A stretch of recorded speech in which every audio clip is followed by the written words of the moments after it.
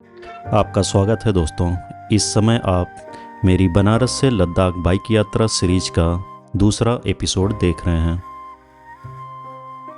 पहले एपिसोड में मैंने आपको बनारस से प्रयागराज, कानपुर, अलीगढ़, मंडी होते हुए पैत्सियो तक की यात्रा दिखाई थी।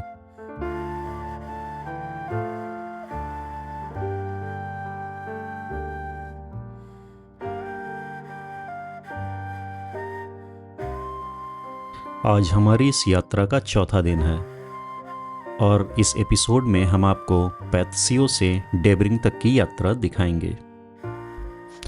अगर आप मनाली लेह हाईवे पर ट्रेवल कर रहे हैं और मनाली से लेह की तरफ जा रहे हैं तो आप अटल टनल, सिसु, खांगसर, टांडी, केलोंग, चिस्पा, दारचा और बारालाचाला पास को क्रॉस करके पैत्सियो पहुंचेंगे। इस पूरे रूट पे परमानेंट सेटलमेंट बहुत ही कम जगह पर है। इसका मतलब ये है कि आपको इस रूट पर होटल्स या होम स्टे के ऑप्शंस ना के बराबर मिलेंगे। इस रास्ते पर आपको टेंट और टीन सेट से बने हुए ढाबे और रहने की जगहें मिलेंगी। पैत्सियो में हम एक ऐसे ही ढाबे में रुके थे। इस समय हम लोग हैं पैत्सियो में, पैत्सियो, और सुबह के करीब 6 बज रहे हैं। यहाँ टेम्परेचर 2 डिग्री होगा इस समय शायद। और आप देखिए यहाँ पे एक ये ढाबा है जहाँ पे डॉर्मेट्री टाइप के बेड लगे हुए हैं, जहाँ पे हम लोग रात में रुके थे। और चारों तरफ बस ये बंजर पहाड़ हैं ये, और पहाड़ों के चोटी पे बर्फ़ गिरी हुई है। इधर भी है, यहाँ पे जो पहाड़ है इसकी चोटी पे बर्फ़ गिरी हुई है। बहुत थोड़े से कुछ बादल हैं यहाँ पे। अभी ठंड है काफ़ी ज़्यादा, पर जब धूप निकल आएगी तो गर्मी लगने लगेगी। यहाँ से लेह है करीब 300 किलोमीटर और आज हमको 300 किलोमीटर और जाना पड़ेगा। जब हम लोग यहाँ आ रहे थे तो मनाली का जो मेन हाईवे है वो इस बारिश में काफ़ी ज़्यादा ख़राब हो गया था और इस वजह से मनाली के उस पूरे हाईवे को डाइवर्ट कर दिया गया है एक दूसरी रोड से। और वो रोड गांव से होकर गुजरती है। अगल बगल सेब के काफ़ी सारे बागान हैं, तो वो सब देखते हुए हम लोग आए। पर हमें समय काफ़ी लग गया उस डाइवर्जन की वजह से, और इस वजह से हम लोग उतनी दूरी तय नहीं कर सके जितनी हमें करनी चाहिए थी। हम कल सिर्फ 225 किलोमीटर ही आ सके। सुबह बहुत ही खूबसूरत है और यहाँ पे कुछ चिड़िया भी हैं। इतनी ऊंचाई पर, ये करीब 1200-1300 फीट की हाइट पे इस समय हम लोग होंगे। और बगल में एक नदी की पतली सी धारा बह रही है। बहुत संभव है कि ये व्यास नदी में जाके मिलती होगी। ऐसी पतली पतली धाराएं जो है वो नदियों से जाके मिलती हैं और एक बड़ी नदी का निर्माण करती हैं। तो ये है दोस्तों, अभी हम लोग फ़िलहाल हैं हिमाचल में ही। जब हम लोग सरचू पार कर लेंगे तो सरचू पार करने के बाद हम लद्दाख के एरिया में पहुंचेंगे। फिर भी ये काफ़ी वीरान सा एरिया है। आप देखिए यहाँ पे और कुछ भी नहीं है। यहाँ पे कोई और होटल नहीं है, कुछ भी नहीं है। बस एक सिंगल यही ढाबा बना हुआ है। और इन ढाबों का भी एक ख़ास बात है, ये जो ढाबे यहाँ पर बने हुए हैं इन्हें ये अप्रैल में लगाते हैं। बारिश उधर ठंड ख़त्म होने के बाद जब बर्फ़ थोड़ी पिघल जाती है और यहाँ के रास्ते खुल जाते हैं तो इन ढाबों को लगाते हैं। और उसके बाद सितंबर ख़त्म होते होते ये इन ढाबों को पूरी तरह से ओपन कर लेते हैं, खोल लेते हैं, अपने टेंट को पूरा खोल लेते हैं और लेके नीचे जिसका जहाँ भी घर है, ये जिनका ढाबा है ये मनाली के रहने वाले हैं, तो ये लेके मनाली चले जाएंगे। आप देखिए बगल में यहाँ सीमेंट का एक स्ट्रक्चर बना हुआ है, इसके ऊपर भी ये लोग टेंट लगाते हैं। कई सारे स्ट्रक्चर हैं, ये 2, 3, 4 और एक वहाँ भी है 5। ये सभी लोग खोल के ले जा चुके हैं अपना टेंट, और ये भी अपने इस टेंट को कल खोल के ले जाएंगे। तो ऐसी होती है दोस्तों यहाँ पे ज़िंदगी। ये देखिए ये हमारे शशि भाई हैं, हमारे राइडिंग पार्टनर। ये इस समय हम लाहौल वैली में, अगर सही कहें तो ये लाहौल वैली है। तो ये लाहौल वैली की सुबह का आनंद ले रहे हैं। ये देखिए हमारे पीछे से सनराइज़ हो रहा है और सनराइज़ होने से बर्फ़ की चोटी पे धूप पड़ रही है। एकदम गोल्डन कलर की चोटी दिखाई दे रही है। वाह क्या ही खूबसूरत नज़ारा है। उधर भी बर्फ़ की चोटियाँ हैं, लेकिन इस तरह की धूप अभी उधर नहीं पड़ रही है। इस पे काफ़ी ज़्यादा पानी गिरा हुआ है, सीट पे ओस है। और अब हो रहे हैं सुबह के 6:23। हम लोग बनारस से चले हैं। बनारस से हम अब तक करीब चल चुके हैं 1430 किलोमीटर। अभी भी हमें 300 किलोमीटर और जाना है, 300 से थोड़ा सा ज़्यादा ही है। यहाँ पे ठंड काफ़ी ज़्यादा है, लेकिन इस समय हम लोगों ने पहन रखी है डिकैथलॉन की -5 डिग्री की ये एक जैकेट, जो बहुत ही लाइट वेट है, डक के फेदर से बनी हुई है और ये काफ़ी ठंड को रोकती है, बहुत अच्छे से अपना काम करती है। 4 क्लास की है, डिकैथलॉन की ही ब्रांड है, सब ब्रांड। तो आपको अगर पहाड़ों में आना है तो आपको इस तरह के हल्के और अच्छी क्वालिटी के कपड़े ले आने होंगे, ताकि आपके सामान का वेट भी बहुत ज़्यादा ना बढ़े और आप अपने जो उसका पर्पज़ है वो सॉल्व भी हो सके, जैसे कि ये ठंड से इस समय हमें बचा रही है। टेम्परेचर तो ठीक है, अभी ठीक है थोड़ा, लेकिन वो करेंगे नहीं, बाइक चलाएंगे ना तब ठंड लगेगी।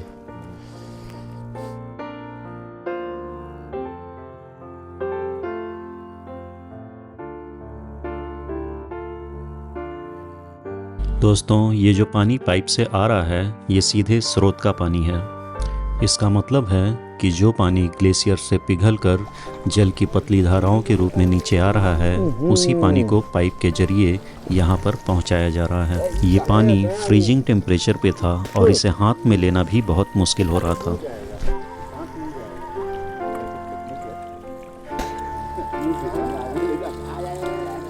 बहुत ठंडा पानी है भाई साहब।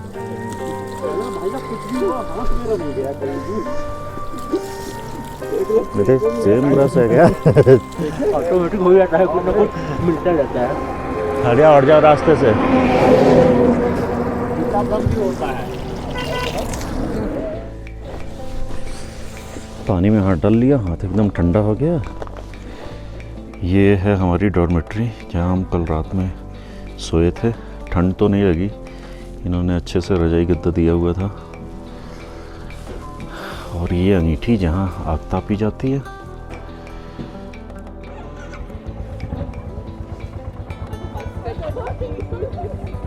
इसको आगे से हैंडल दबाना तो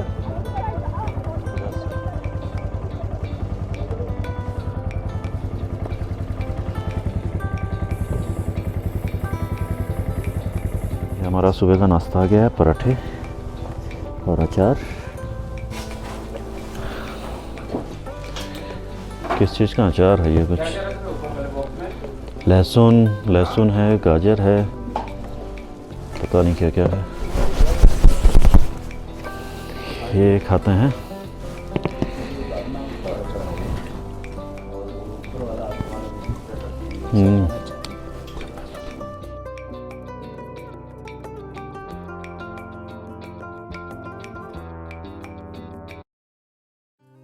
नाश्ता करने के बाद करीब 8:30 बजे तक हम लोग पैत्सियो से लेह के लिए निकल गए।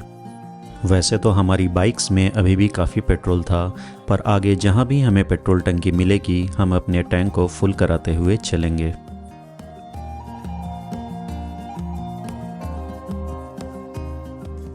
जिंगजिंग बार में हमें दाईं तरफ एक छोटी सी पेट्रोल टंकी मिली, पर वो सिर्फ आर्मी पर्सनल के लिए ही थी।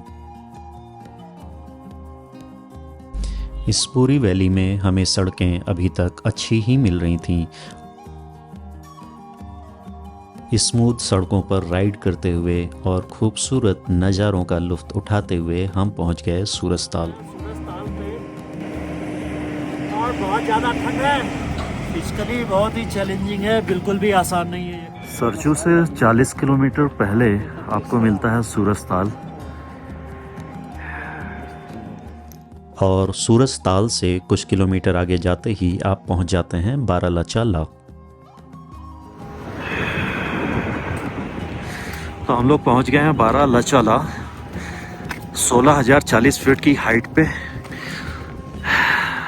और यहाँ से सरचू करीब अभी 40 किलोमीटर करीब दूर होगा।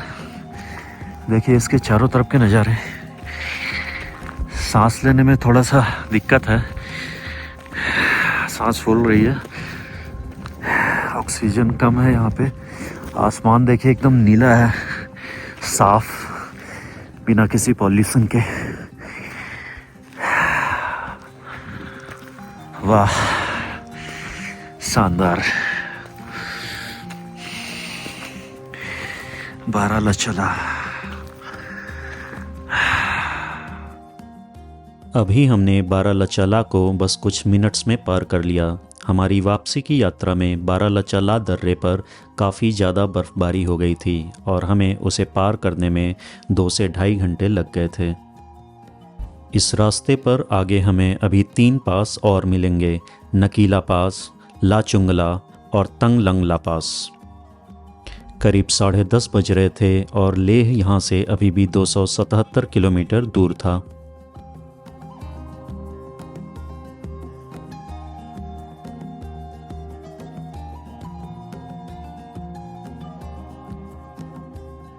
हम सरचू पहुंचने ही वाले थे और अचानक हमारे मोबाइल में नेटवर्क आ गया। आज 29 तारीख है और इस समय हम लोग सरचू से 28 किलोमीटर पहले हैं। यहाँ पे नेटवर्क आया। लेह में पूरा इंटरनेट बंद है, वाईफाई बंद है और परमिट नहीं बन रहा है। जो लेह के कुछ बच्चे हमें मिले, उन्होंने बताया कि जो घूम के आ रहे थे लोग, कि वहाँ पे चाय की दुकान तक नहीं खुली हुई है। तो हम लोग परमिट बनाने लगे और शशि ने अभी सबका परमिट बनाया ऑनलाइन, जो हमें कल से तो नहीं मिला, 30 से भी नहीं, वो मिला हमें 1 तारीख से, 1 अक्टूबर से। हाँ, तो 1 अक्टूबर से बन गया है। आज हम लेह पहुंचेंगे, कल लोकल घूमेंगे और परसों से पेंगोंग लेक और हानले या जिधर भी जाना है उधर जाएंगे। तो इसका क्रेडिट जाता है शशि को। Big thank you.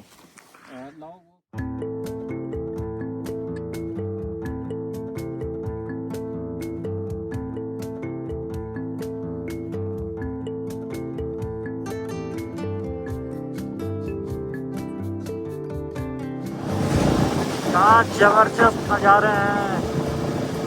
Sidhi road है वैली में और चारों तरफ पहाड़।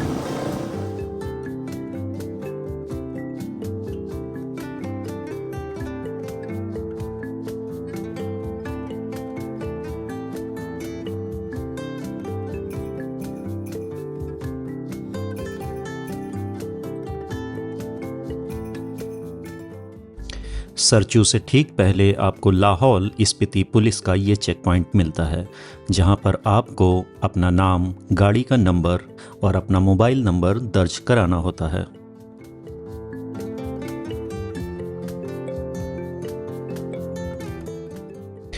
यहाँ पर लोकल लोगों से हमें थोड़ा सा पेट्रोल मिल गया, जिसे हमने थोड़ा थोड़ा करके अपनी तीनों गाड़ियों में डाल लिया।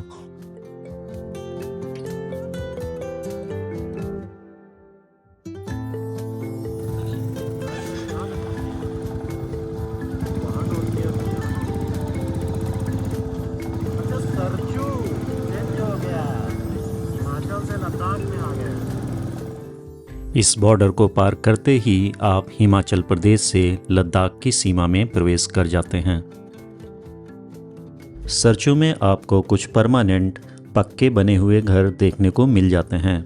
इसके बाद उपसी तक आपको कहीं भी परमानेंट सेटलमेंट देखने को नहीं मिलेगा। हर जगह आपको टेंट सिटी ही देखने को मिलेगी।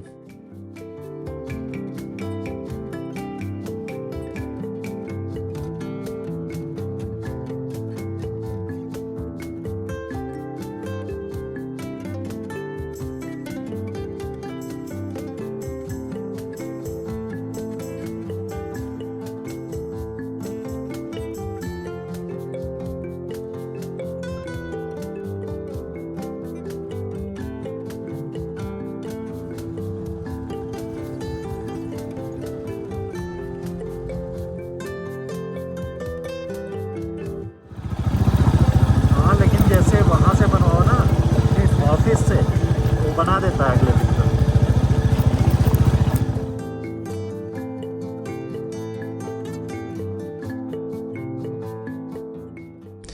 ब्रांडी नाला पार करने के बाद आप पहुंच जाते हैं गाटा लूप्स। यहाँ पर आपको सड़क में 21 बहुत सी शार्प लूप्स यानी कि टर्न्स देखने को मिलते हैं। यहाँ पर रोड थोड़ी सी पतली है और बहुत अच्छी नहीं बनी हुई है। इस वजह से गाटा लूप्स पर आपकी स्पीड काफ़ी स्लो हो जाती है।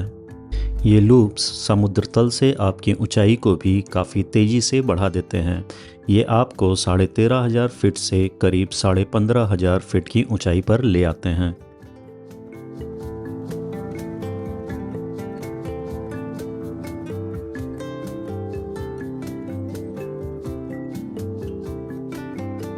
तो हमने देखिए गाटा लूप्स को क्रॉस करके ऊपर आए हैं और नीचे ये जंस्कार या इंडस में से कोई रिवर बह रही है।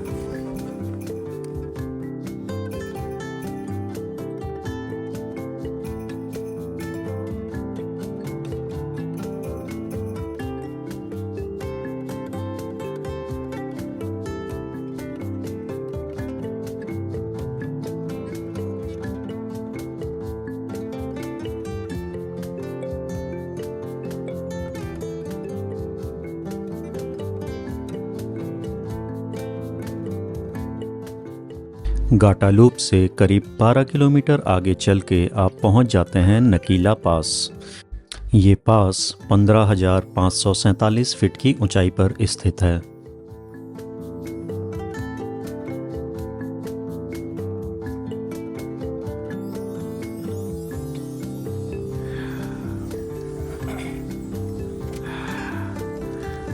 पांग अभी कितना है? 30 किलोमीटर पहले पांग से।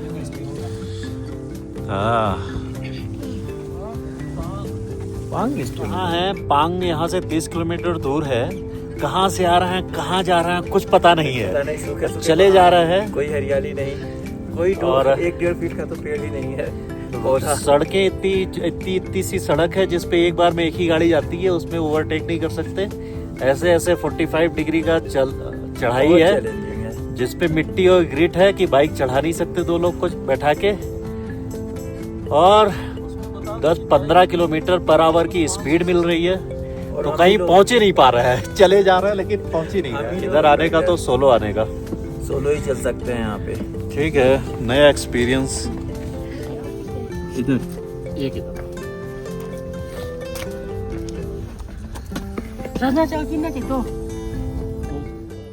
नकीला पास से 12 किलोमीटर आगे आने पे आपको मिलता है ला चुंगला पास, जो कि 16,616 फीट की हाइट पर स्थित है।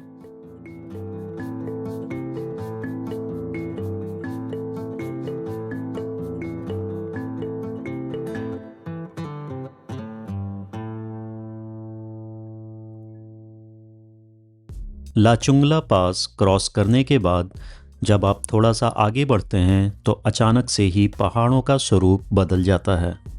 आपको अपने दोनों तरफ ऊंचे ऊंचे पीले रंग के पहाड़ दिखाई देना शुरू हो जाते हैं।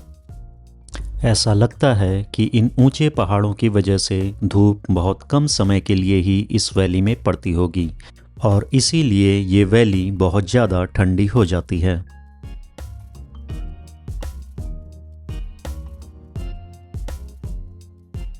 वैली में पहाड़ों से गिरने वाले सारे झरने जमे हुए दिखाई दे रहे थे। ये देखिए बर्फ कैसे जमी हुई है। यहाँ पहाड़ों से पानी चू रहा है और वो बर्फ से जम गया है। बहुत ऊंचे पहाड़ है, ऊंचे सर के ऊपर पहाड़ है हमारे।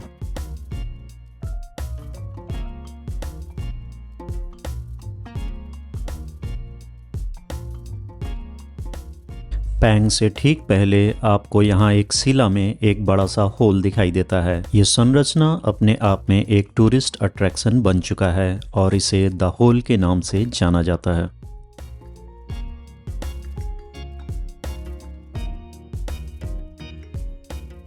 पांग से पहले आपको पहाड़ों में कुछ और ऐसी संरचनाएं देखने को मिल जाती हैं जो देखने में बहुत ही रोमांचक लगती हैं।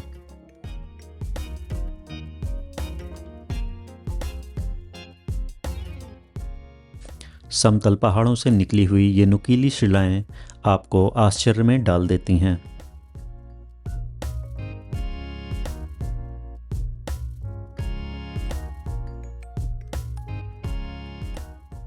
अगर आप जानते हैं कि पहाड़ों में इस तरह की संरचनाओं का निर्माण कैसे होता है तो अपनी जानकारी को हमसे भी शेयर करें।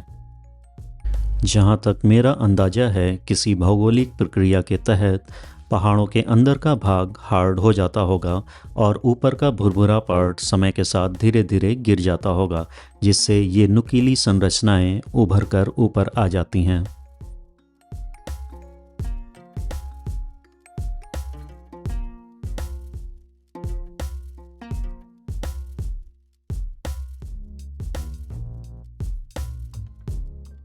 ये पूरा इलाका निर्जन है और यहाँ पर आबादी ना के बराबर बसी हुई है।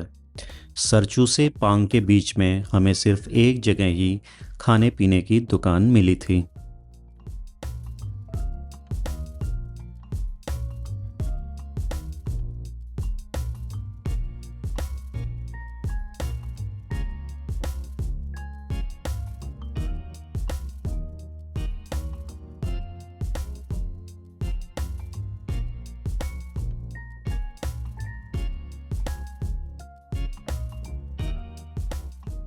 शाम के 4 बजने वाले थे और हम पांग पहुंच गए। पांग समुद्र तल से 15,000 फीट की ऊंचाई पर स्थित है। पांग में हमें कुछ पक्के घर बने हुए दिख रहे थे और यहाँ रुकने और खाने की ठीक व्यवस्था दिखाई दे रही थी। पर क्योंकि अभी सिर्फ 4 बजे थे और 2 घंटे की धूप अभी भी बाकी थी, तो हमने और आगे जाकर रुकने का फैसला किया।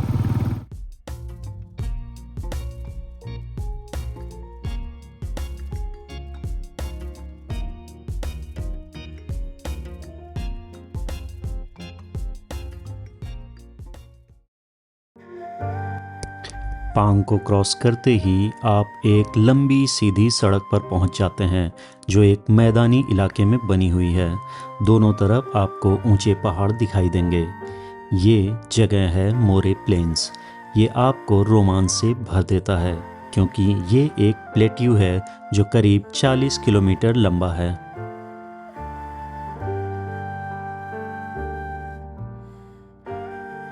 करीब 15,000 फीट की ऊंचाई पर पहाड़ों पर एक इतना बड़ा मैदान देखना आपको विस्मित कर देता है।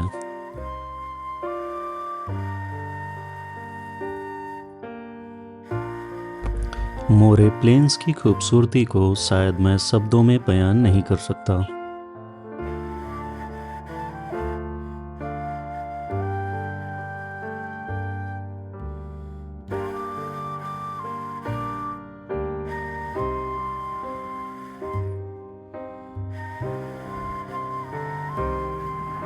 यहाँ पर आपको एक सीधी सड़क मिलती है, पर इस सड़क पर बीच बीच में बम्प्स हैं। इस वजह से अपनी बाइक की स्पीड पर आपको नियंत्रण रखकर चलना चाहिए।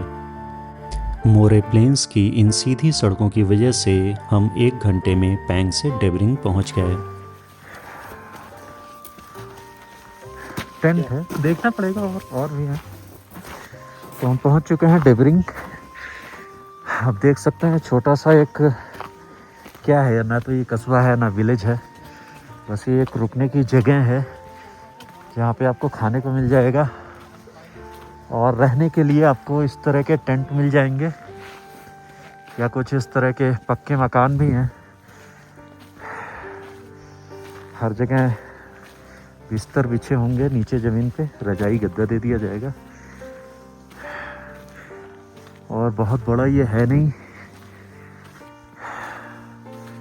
और यहाँ और भी कुछ देखने या करने को नहीं है, बस आप यहाँ रुक सकते हैं, खाना खा सकते हैं और अगले दिन अपने आगे की यात्रा पे निकल सकते हैं। तो ये है डेबरिंग। हमने डेबरिंग में नाइट स्टे के लिए सारे अवेलेबल ऑप्शंस देखे।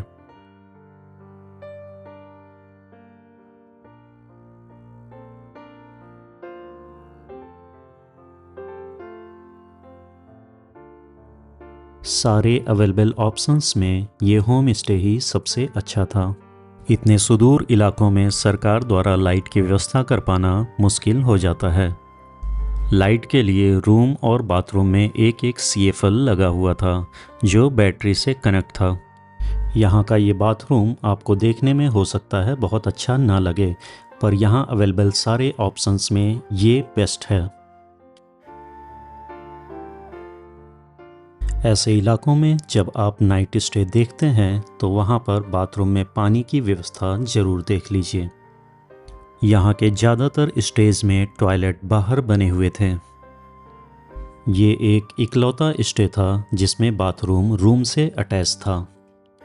लाइट दे रहा है तो चार्जिंग करने के लिए होगा कुछ? चार्जिंग करने के लिए उधर अंदर है। अंदर है। हाँ जी जी।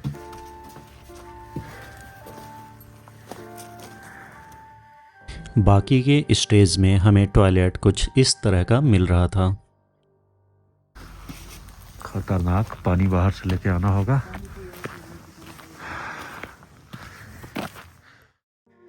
हाई एल्टीट्यूड की वजह से हम सभी के सर में हल्का हल्का दर्द हो रहा था। हालांकि किसी को भी कोई गंभीर समस्या नहीं आई। सावधानी के तहत हम ऑक्सीजन सिलेंडर लेकर आए थे तो हमने उसका यहाँ पर थोड़ा सा ट्रायल कर लिया। एक चीज़ जो हमें यहाँ सबसे ज़्यादा परेशान कर रही थी वो थी यहाँ की ठंड। बाहर का टेम्परेचर 0 डिग्री से कम था और अंदर भी काफ़ी ठंड लग रही थी। हम सभी ने अपने सारे थर्मल्स और जैकेट्स पहन रखी थीं। हमारी आज की यानी चौथे दिन की यात्रा यहीं पर समाप्त होती है।